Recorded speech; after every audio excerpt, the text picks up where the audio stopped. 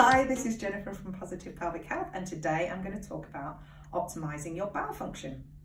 So in indigenous cultures around the world, people go to the toilet to empty their bowels in this position, and the reason is it gets their knees above their hips. And this is really beneficial because it allows the bowel to go from a bent position around the pelvic floor to being straight.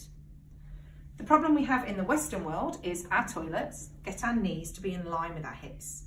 And that means that our bowel has to loop around the pelvic floor. And so when we're voiding, the feces has to go around a U-bend. And that can be really hard work. So what can we do to make this easier? By basically getting our feet up onto a stool. When we're going to the toilet, it allows the knees to get above the hips. And that means that your bowel ends up in a straighter position, and so it makes it much easier to empty. Now that can be really beneficial if you're finding that you're straining on the toilet, or you've got constipation, or you don't always feel empty after you've been. But all of us benefit from actually doing this. So there was me telling my clients, get your feet upon a stool, and one day I thought I should give this a go. I wasn't having any problems going to the toilet, and so I did it.